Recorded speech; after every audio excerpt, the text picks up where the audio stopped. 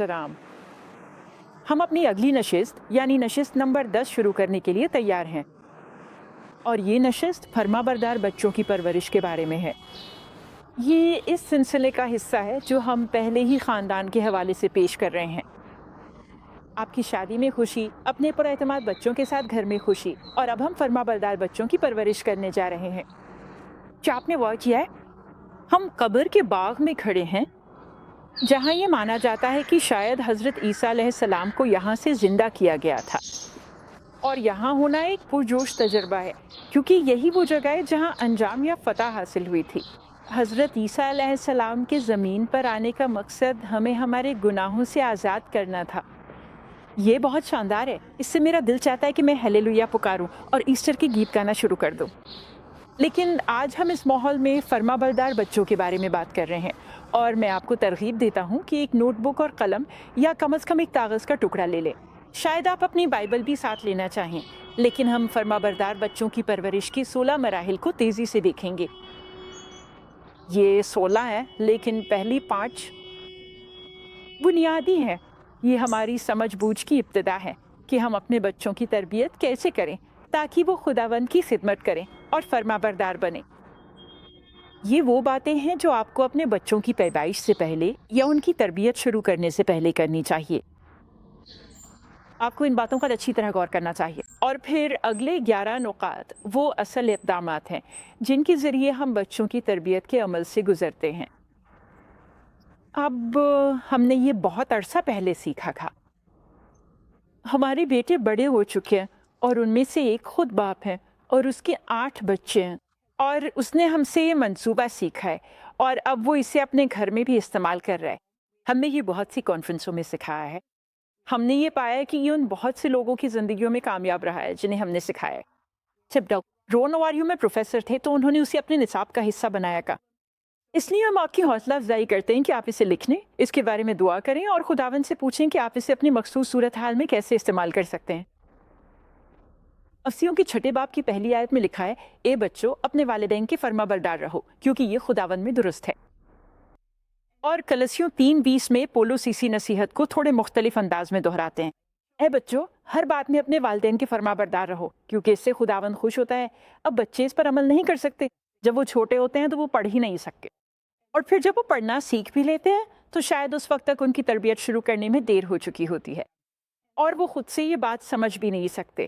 اس لیے یہ والدین کی ذمہ داری بن جاتی ہے۔ والدین ہی وہ لوگ ہیں جنہیں بچوں کو فرما برداری سکھانی چاہیے۔ اس سے پورے خاندان کے لیے اعتماد اور سکون پیدا ہوتا ہے۔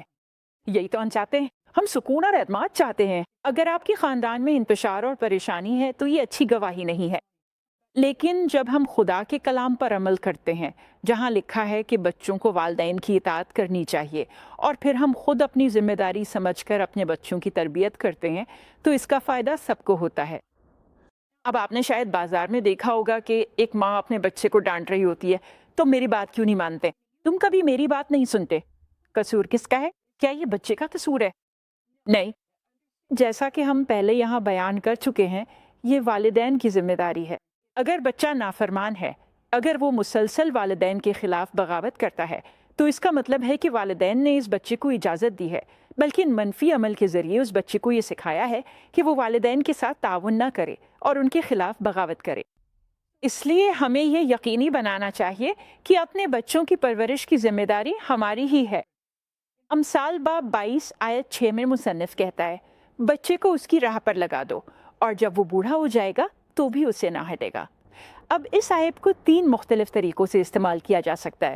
یہ نجات کے بارے میں بھی ہو سکتا ہے کہ اگر آپ بچوں کو شروع سے ہی خدا، یسوع اور مسیحی ہونے کے فائدوں کے بارے میں بتائیں وغیرہ وغیرہ، تو وہ اپنی زندگی میں اسی راستے پر چلیں گے۔ شاید وہ کچھ وقت کے لیے خداوند سے دور ہو جائیں، لیکن یہ سب کچھ ان کے اندر ہمیشہ موجود رہے گا تاکہ جب مشکل وقت آئے تو وہ دوبارہ خدا کی طرف رجوع کریں۔ ایک اور طریقہ یہ ہے کہ بچے کی صلاحیتوں کو دیکھا جائے۔ مثلاً ہو سکتا ہے کہ بچہ ہاتھ سے کام کرنے میں ماہر ہو، یا وہ موسیقی میں دلچسپی رکھتا ہو، یا اس کے پاس ایسی صلاحیتیں ہوں جو بالکل وہ نہ ہوں جو آپ اس سے چاہتے ہیں۔ جیسے آپ چاہتے ہیں کہ وہ ڈاکٹر یا وکیل بنے، لیکن وہ موسیقار یا بڑھئی بننے کا انتخاب کرتا ہے۔ اب آپ کیا کریں گے؟ کتاب مقدس کہتی ہے کہ بچے کو اسی راستے پر تربیت دو جو خدا نے اس کے لیے مقرر کیا ہے، جس طرح خدا نے اسے شروع میں بنایا تھا، اور پھر وہاں سے وہ آگے بڑھے گا۔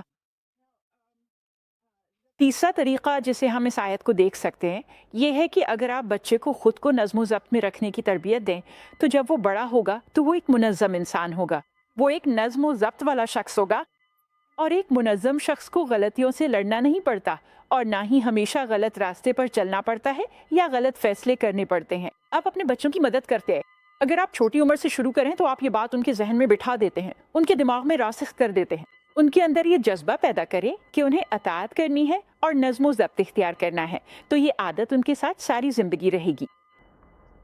اچھا، تو آئیے نمبر 1 سے شروع کرتے ہیں۔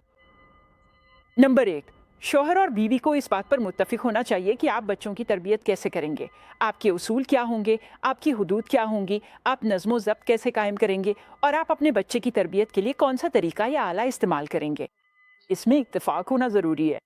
آپ کو اپنے بچے کو سزا دینے کی ضرورت نہیں ہے اور پھر آپ کا شریک حیات دوڑتا ہوا آ جائے کہ نہیں ایسا نہ کرو، ایسا اس طرح کرو نہیں، یہ بچے کے لیے الجھن کا باعث بنتا ہے۔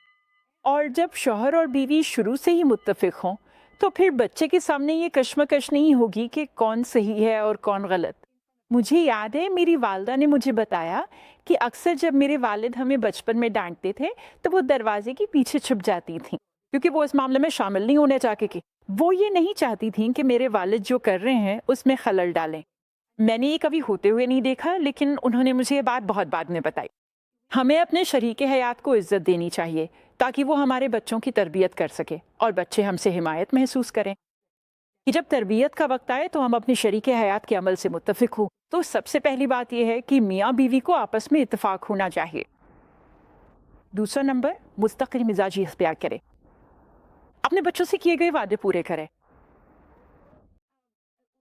اس عمل کے بارے میں پڑھنے سے پہلے مجھے یاد ہے کہ میری یہ عادت تھی کہ جب میرا بیٹا میری بات نہ مانتا، یہ اس وقت کی بات ہے جب ہمارا دوسرا بچہ پیدا نہیں ہوا تھا، تو جب میرا چھوٹا بیٹا کوئی ایسی حرکت کرتا جو مجھے پسند نہ آتی، میں فوراً اسے تھپڑ مار دیتا تھا، اور مجھے اس کے چہرے پر حیرت کا وہ تاثر آج بھی یاد ہے۔ میں نے کیا کیا؟ آپ مجھے کیوں مار رہے ہیں؟ مجھے سمجھ نہیں آ رہا۔ یہاں تک کہ جب وہ بول بھی نہیں سکتا تھا تب بھی وہ حیران اور خوفزدہ ہو جاتا تھا۔ تو میں نے اس عمل میں یہ پایا کہ اس نے واقعی میری بہت مدد کی ہے۔ میں نہ تو اس وقت تک انتظار کرتا ہوں جب میں غصے میں آ جاؤں، اور نہ ہی اس وقت تک جب میں بہت سست ہو جاؤں اور کچھ نہ کروں۔ ہمیں اس بارے میں محتاط رہنا چاہیے۔ ایک دن ہم غصے میں ہو سکتے ہیں اور اگلے دن سست، یا اس کے برعکس بھی ہو سکتا ہے، اور پھر بچہ الجھن میں پڑ جاتے۔ ایسا نہ ہو کہ آپ اپنے بچوں کو ملی جلی پیغامات دے رہے ہوں اور پھر سوچ رہے ہوں کہ اب اس کا کیا حل نکالیں۔ آئیے ہم مستقل مزاج چڑی، آئیے ایسا نظام اپنائیں جو ہمیں اپنے بچوں کے ساتھ نظم و ضبط میں رہنے میں مدد دے۔ سب سے پہلے اگر ہم مستقل مزاج نہیں ہوں گے تو اس سے بچہ ڈر جاتا ہے، اور ایک اور بات یہ ہے کہ اس سے بچہ چالاکی سیکھ جاتا ہے۔ اسی لیے ہمیں یہ یقینی بنانا چاہیے کہ ہم مستقل مزاج رہیں تاکہ بچے کی زندگی میں مضبوط اور اچھا نظم و ضبط قائم ہو۔ تیسری بات، واضح اصول پر ہے۔ آج کل کے دور میں کچھ خاص قسم کے لوگ زندگی کے بارے میں بہت زیادہ گہرائی اور باریک بینی سے سوچ بچار کرتے ہیں، اور تمام چیزوں کو نہایت ہی الجھے ہوئے اور پیچیدہ قسم کے انداز میں دیکھتے ہیں، اور وہ سب کے سب اسی کشمکش میں رہتے ہیں۔ اس بات پر پریشان ہو جاتے ہیں کہ یہ نہ کرو، وہ نہ کرو، اور دوسرا بھی نہ کرو۔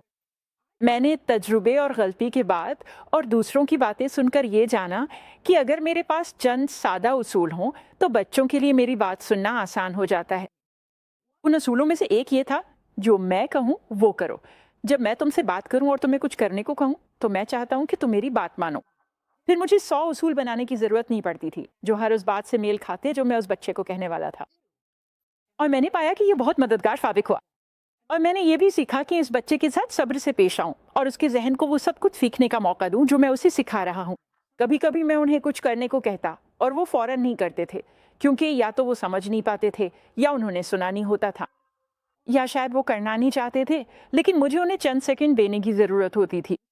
اس ذہنی عمل کو تکنیکی طور پر کہا جاتا ہے کہ وہ جو کچھ سن چکے ہیں اس پر غور کریں اور پھر اس کا جواب دیں۔ اگر میرے پاس واضح اصول ہوں تو یہ سب کے لیے آسانی پیدا کرتا ہے۔ اس سے میرے لیے یہ جاننا آسان ہو جاتا ہے کہ بچے کے ساتھ کیا صحیح کرنا ہے، میں نے کیا کہا ہے کہ وہ نہیں کر سکتے، اور میں ان سے کیا چاہتا ہوں، اور یہ بچے کے لیے بھی آسانی پیدا کرتا ہے۔ اس سے معلوم ہوتا ہے کہ اصول کیا ہے۔ دراصل آپ جو کر رہے ہیں وہ یہ ہے کہ آپ حدود مقرر کر رہے ہیں، ایک ایسی جگہ جہاں بچہ اپنا کردار ادا کر سکے تاکہ وہ محفوظ رہے اور خود کو محفوظ محسوس کرے۔ اکثر اوقات بچے ان حدود کو آزمانے کی کوشش کرتے ہیں۔ وہ کنارے کو دھکیلیں گے اور دیکھیں گے کہ کیا آپ انہیں نظم و ضبط میں لائیں گے۔ وہ آپ کو آزما رہے ہوتے ہیں، اور ہمیں چاہیے کہ اپنے رد عمل میں مستقل مزاج رہیں اور اس سوچ میں نہ پڑیں کہ ہمارے بچوں کو معلوم نہیں کہ حدود کہاں ہیں، یا اگر وہ حد سے تجاوز کر جائیں تو کوئی بات نہیں اور ہم انہیں معاف کر دیتے ہیں۔ نہیں، ہمیں حدود مقرر کرنی چاہیے اور پھر ان پر قائم رہنا چاہیے تاکہ ہمارے بچے خود کو محفوظ محسوس کریں۔ اب اگر وہ حد کو دھکیلیں اور آپ کچھ نہ کریں تو یہ ان کے لیے تشویش کا باعث بن جاتا ہے، کیونکہ پھر انہیں معلوم نہیں ہوتا کہ صحیح کیا ہے اور غلط کیا ہے، اور یہ صورتحال الجھن کا باعث بن سکتی ہے۔ اس لیے ہمیں یہ یقینی بنانا چاہیے کہ ہم نے واضح اصول مقرر کیے ہیں۔ نمبر 4، اگر پہلے سے کوئی اصول موجود نہیں تھا تو پہلی بار سزا نہیں دینی چاہیے۔ اب آئیے اس بارے میں ایک لمحے کے لیے سوچتے ہیں۔ مثال کے طور پر ایک بچہ کوئی ایسا کام کرتا ہے جو آپ نہیں چاہتے کہ وہ کرے۔ اگر ہم اسے اس وقت سزا دیں جب اسے معلوم ہی نہ ہو کہ یہ کام نہیں کرنا چاہیے تو یہ ظلم ہے، یہ زیادتی ہے، اور ہم ایسا نہیں کرنا چاہتے۔ اس کی بجائے ہم اسے سکھانے کا موقع سمجھتے ہیں، ایک ایسا موقع جب ہم بچے کو بتاتے ہیں نہیں یہ وہ کام نہیں ہے جو ہم کرتے، اور اگر تم نے دوبارہ ایسا کیا تو میں تمہیں سزا دوں گا۔ مجھے اچھی طرح یاد ہے کہ ہمارا چھوٹا بچہ صوفے کے سامنے رکھی میز کے کنارے کنارے چل رہا تھا، اور میں نے ایک نیٹیوٹی سیٹ سجا رکھا تھا اور وہ اس کے ساتھ کھیلنا چاہتا تھا، وہ اسے پکڑنا اور لے جانا چاہتا تھا۔ تو یہ ان چند مواقع میں سے ایک تھا جب اس کے اور میرے درمیان آمنے سامنے کی صورتحال ہوئی، لیکن یہ وہ وقت تھا جب مجھے لگا کہ مجھے واقعی اسے کہنا چاہیے نہیں، اور میرا مطلب ہے نہیں، ان چیزوں کو ہاتھ مت لگاؤ۔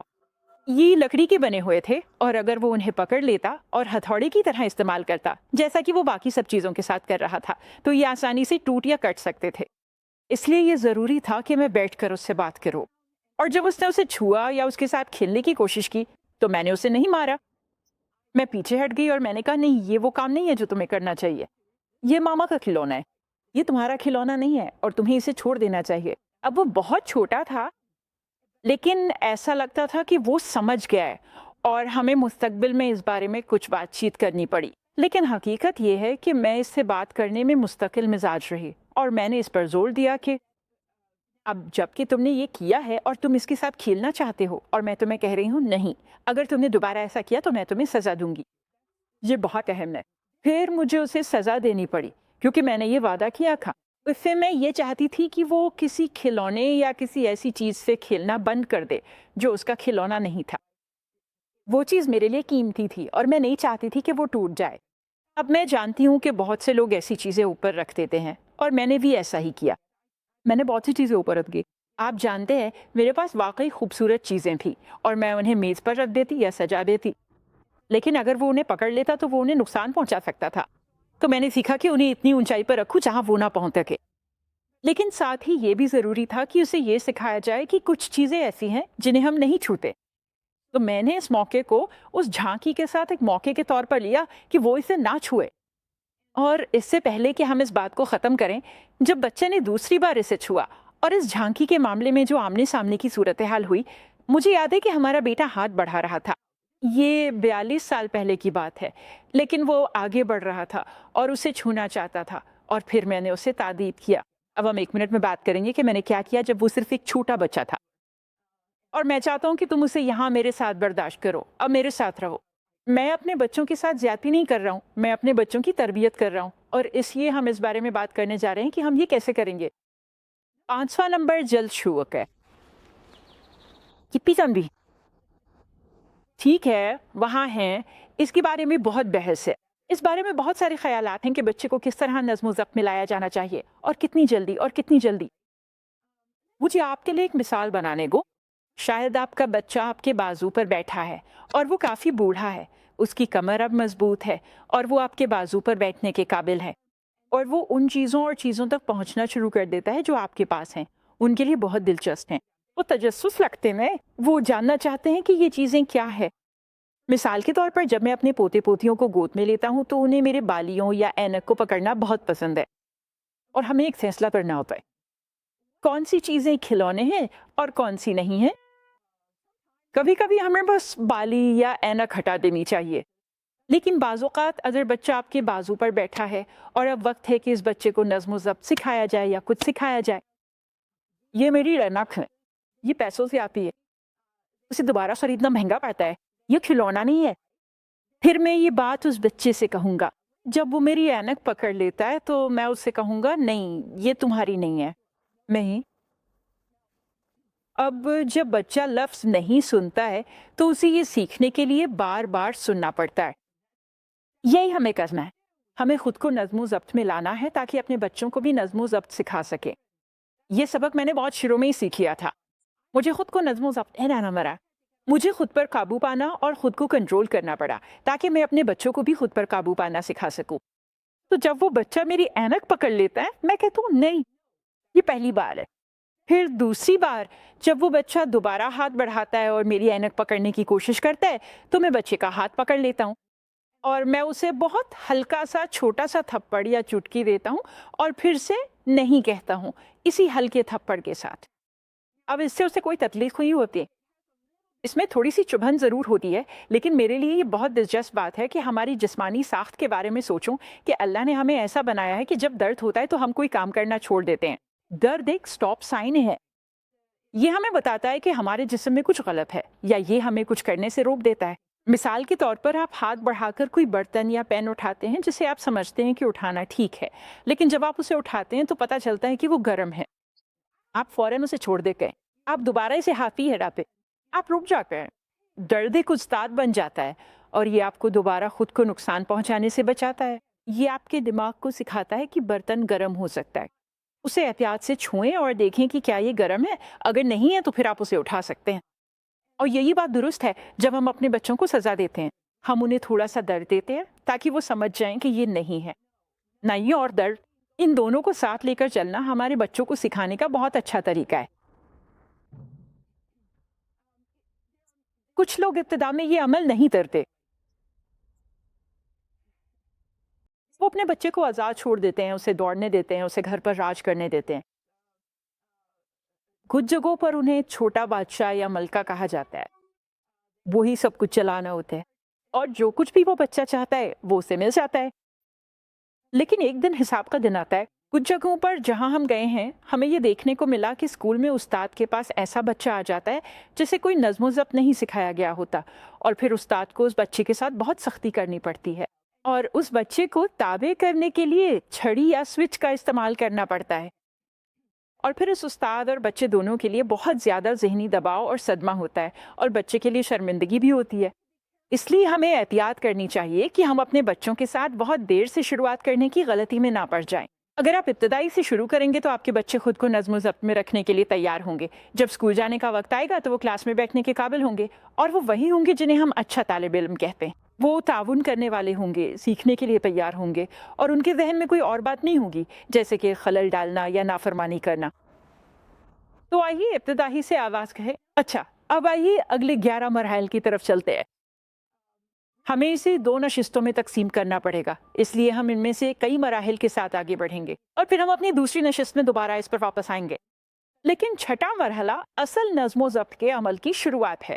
ہم نے یہ 5 بنیادی مراحل طے کیے ہیں، وہ چیزیں جو ہم نے ابتدا میں تیار کی تھیں، اور اب ہم اس عمل سے گزریں گے کہ ہم بچے کی تربیت کیسے کرتے ہیں، خاص طور پر جب وہ تھوڑا بڑا ہو جاتا ہے۔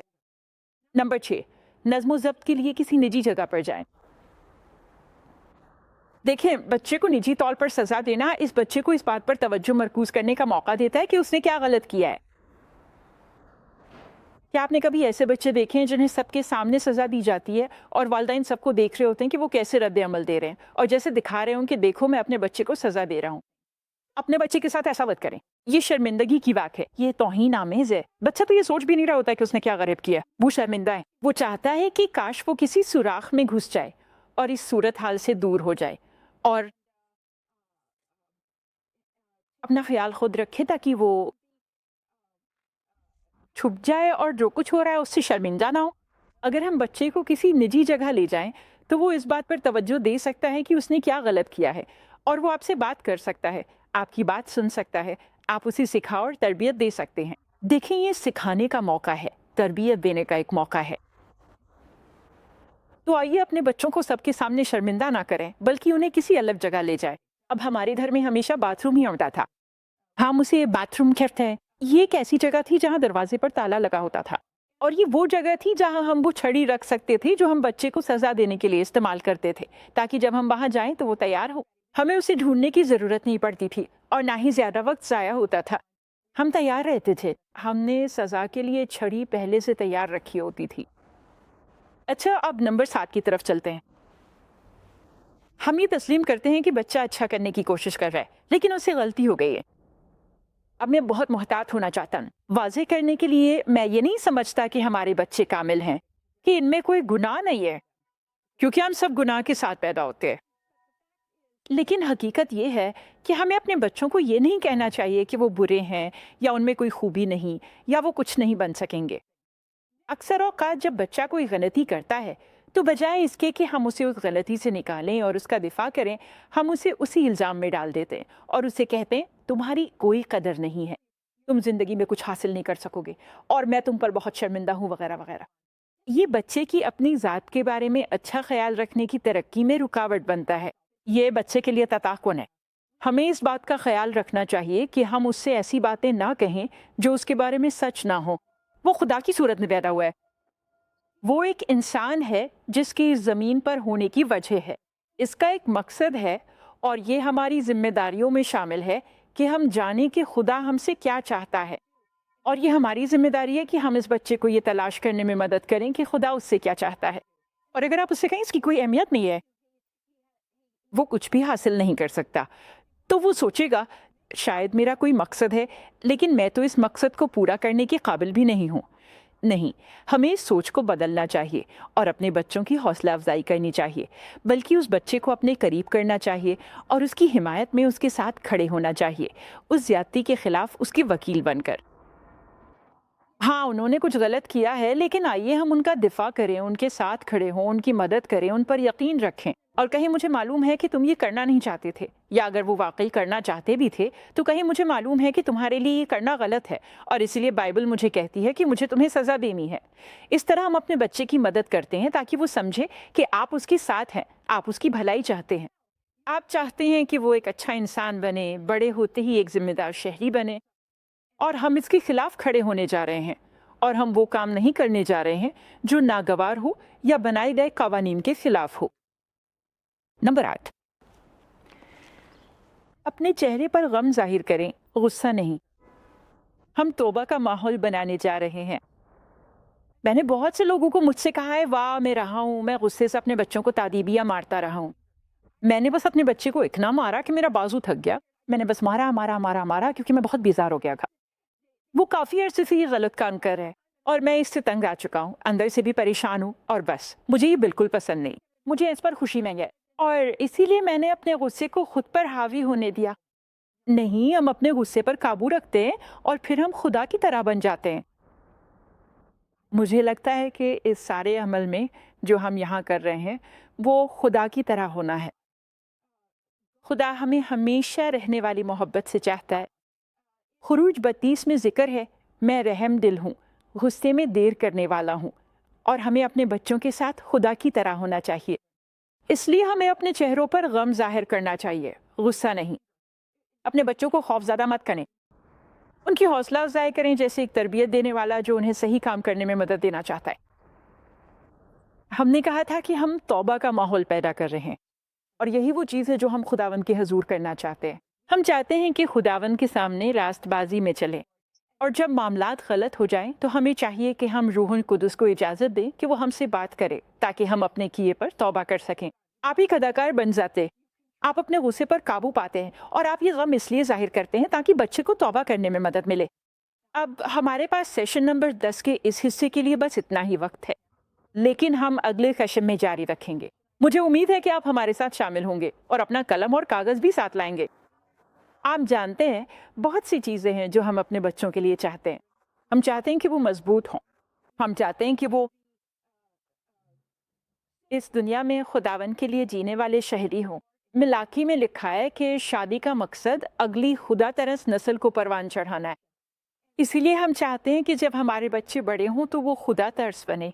तो जैसे जैसे हम इस मौजू का मुताला जारी रखते हैं, दुआ है कि खुदावंद हमें हिकमत अता करे और हमारी रहनुमाई करे कि हम इसे अपने खानदान में कैसे लागू करें। खुदा आपको बरकत दे। हम अगले सेशन में आपके साथ मिलने के मुंतज़र है। यहाँ हम यरूशलेम के एक आम रिहायशी इलाके में कुछ घरों के दरमियान एक रास्ते पर चल रहे हैं। ना कोई मसरूफ सड़क, ना कोई चौड़ी शाहराह जहाँ बहुत से लोग हों, बस घरों के दरमियान एक रास्ता है। बहुत से लोग इस तरह के मोहल्ले में रहते। हमने सोचा कि आपके लिए ये यरूशलेम का हिस्सा भी देखना दिलचस्प होगा। मैं चाहूँगा कि यहाँ इस रास्ते पर आपको याकूब का ख़त पढ़कर सुनाऊँ। पहला बाब, 6 आयत का आखिरी हिस्सा, जिसमें लिखा है, जो शक करता है वो समंदर की लहर की मानंद है जो हवा से इधर उधर उठा ली जाती है। आप खुदा के लोगों के रहनुमा हैं। खुदा ने आप पर अपने हाथ रखे हैं। उसने आपको ख्यालात नहीं है, उसने आपको मकासद, ख्वाब और तमन्नाएं अता की है। इसका इरादा है कि ये ख्वाब, मकासद और तमन्नाएं आपको एक सच्ची राह पर ले जाएं और आप मुसलसल उसी चीज़ का पीछा करें जो उसने आपके दिल में रखी है।